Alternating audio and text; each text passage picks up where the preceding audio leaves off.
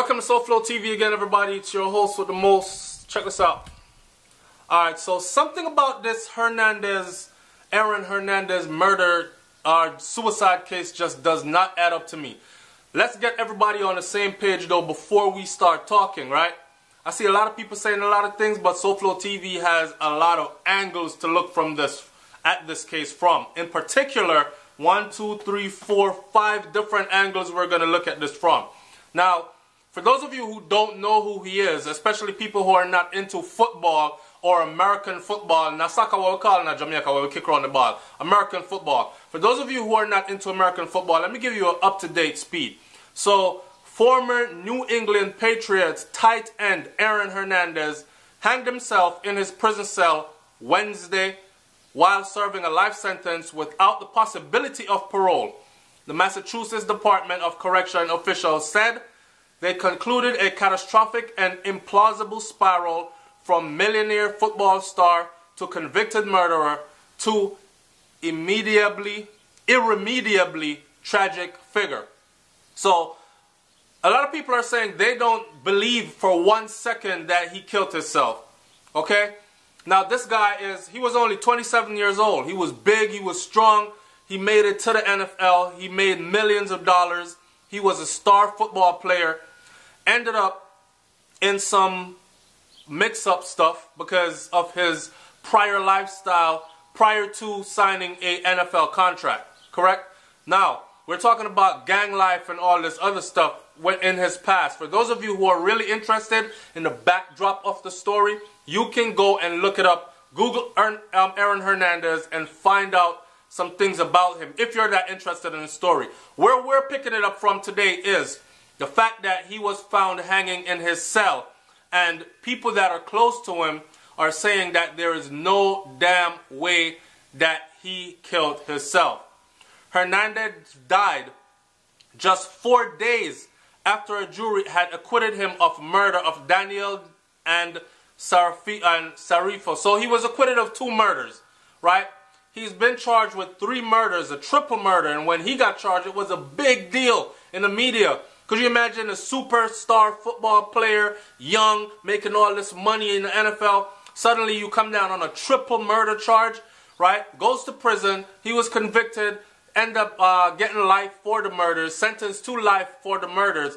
Then comes back and gets acquitted of 2 of the 3 murders, but the last 1 murder that hung over his head carried a life sentence. So even though he was acquitted, he was still not free. Now, like I said before, people close to him are saying that there's no damn way that he killed himself, and they have their reasons why. Here's where we pick up. SouFLoTV would like to ask, did we just witness the results of solitary confinement? Suicide after beating 2 murder charges? Was it his conscience? Was he killed and made to look like it was a murder? Or was his family threatened by someone powerful on the outside of the victims that he was supposed to have been the murderer of? Let's look at this from the top. Did we just witness the results of solitary confinement? Remember, he was a high-profile prisoner, so therefore he would not be placed in a what we call GP then, or general population. For those of you who don't know what that means, he would not be placed in general population. He probably would not even have a cellmate. And reading into the story, it said his single-person cell, which confirms to me that he was actually locked in a single-person cell for all this time by himself. So we've already talked about this before in other videos, and I'll bring it up again. That solitary confinement is very damaging. If you look up YouTube, get on YouTube and look up solitary confinement and the effects it has on the human mind. They use it in prison, but they use it for punishment. Majority of the people that suffer through solitary confinement, they end up either becoming suicidal, homicidal, more enraged. Some of the times, these are the people that they let back out on our streets into society who end up becoming re-offenders. because they're angry at society. They've developed a new wiring in their brain. It does something to rewire the human mind.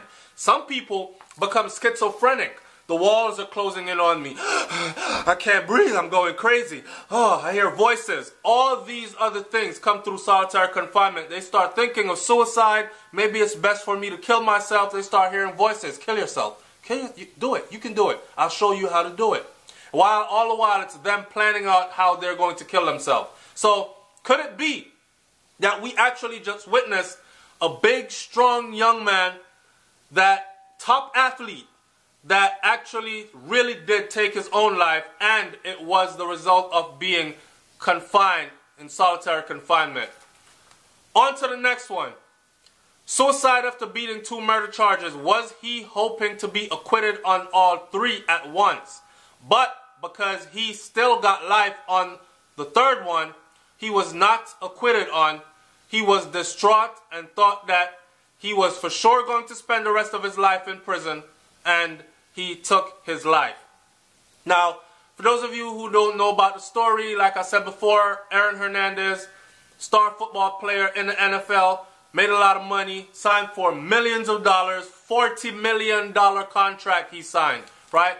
Aaron left behind a daughter. In the acquittal case where he cried, I think people witnessed him crying because he knew what he was going to do. Or maybe he was just so happy that he had got acquitted of 2, but then when he found out that he was going to be actually serving a life sentence without the possibility of parole for the 3rd one, then it was a slap in his face. It was like, you dragged me up here to tell me I'm acquitted of 2, but you're going to jam me on the 3rd one. Okay, F it, I can't live this life, I got to go. Blew 3 kisses to his daughter. Some people are saying the 3 kisses were like 3 religious kisses, Father, Son, Holy Spirit, God bless you kind of thing. I'm out of here. Took himself out this world. Could it have been that? Other angle I'm looking at it from. Was it his conscience? So I've seen people are saying he never showed any emotions before. All the time when he was being booked, when he first got caught, all this, he was up until the point where he was acquitted, was the first time people, you know, if the police arrest you and the police says, you're being charged with a triple murder case, your most likely reaction is going to be like, oh God, they didn't kill nobody, oh, they didn't kill nobody, if you really are innocent, right? So people are saying that he took it on the chin like tough rock, like, okay, it doesn't faze me, whatever, put the handcuffs on, let's go. No one saw any emotions from him until they read a couple of days ago in court that he was acquitted of 2 of the murders, and he wept, he cried, right? So people are saying that maybe it was his conscience. Maybe, because see, you don't need man to convict you when your conscience has already convicted you. Maybe he really knows that he was guilty and he could not live with it. Some people are saying, shit, I can live with it if I murder somebody, but man, you never really know. Especially if you committed some gruesome murder to someone that was good to you, then you might go to sleep every night and see this person's face right here. That person might be just talking to you throughout your whole sleep every night to where you can't sleep, just bothering your conscience till you start to develop mental issues to where people are saying he's crazy or he's going crazy. Right? It starts to mess with your brain. So maybe that's what he was going through. His conscience was bothering him, beating him so bad that he ended up committing suicide. Here's another angle. Was he killed? Was Aaron Hernandez killed? Was he killed and it made to look like that it was a suicide? Maybe someone from the outside paid for this to be done inside. People are saying, oh, that's impossible. It's not impossible. Go on YouTube and look up the prison videos and look up surviving behind bars, and you will see that a lot of things go on behind bars.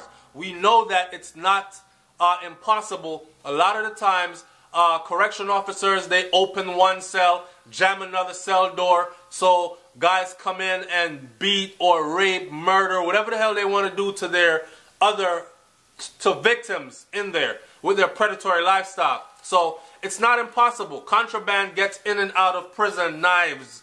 Now we've seen cell phones. Even guns have been seen inside prison cells. So And who you think is getting it in there? So these things are not impossible. Was he killed and it made to look like a murder? His lawyers and his team, his family are saying there's no way in hell that he killed himself.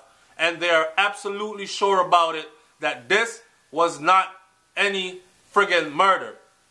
There was no indication, Fallon said, that Hernandez left a suicide note, but there has been some indication of his frame of mind in letters that were sent since his conviction. In one of the letters, he suggested a suicide method to a pen pal.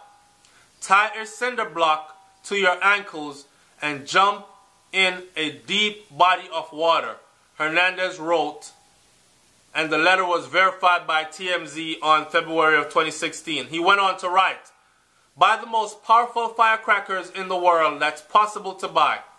Tied to your face with duct tape. Light it and wait for your head to explode. So these are the kind of things he had written previously, and people are saying this is an indication of him wanting to commit suicide. I don't know. Maybe his remaining family members were threatened, and someone said, if you don't off yourself, we are going to kill your daughter, kill your mom, or whoever else you have out here. Now, I know a lot of people are not that loyal and are not that upstanding, so they'll probably say, shit, they're going to have to kill my mom because I'm not killing myself.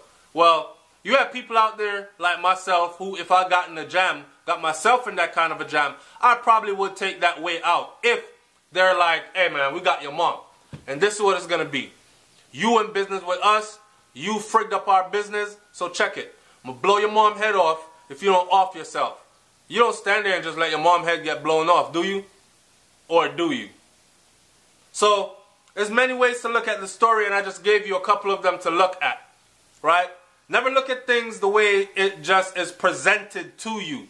And I refuse to believe that Hernandez actually killed himself, because there's no way he just beat 2 murder charges out of the 3 he was convicted for. I think someone realized that he was about to beat the 3rd one as well, and they offed him out.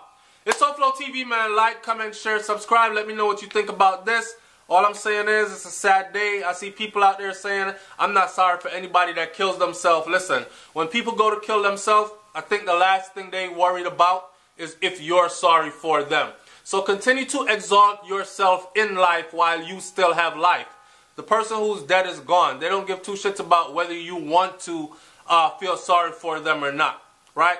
Majority of the times, people that commit suicide, they're hurting deeply, and there's something going on psychologically for them to actually go through with a commitment like that. Now, talk to me in the comment section. Let me know what you think about this whole thing. It's SouFLoTV. We doing it good over here. Jamaica love to everybody out there. Oh, and go subscribe to my girl Brains and the Beat channel, Brains and the Beat on YouTube, and help her channel to grow. We have a deadline for her channel to hit 3,000 subscribers. We're almost there. Thanks for your love and support. I'm up out of here, man. Peace.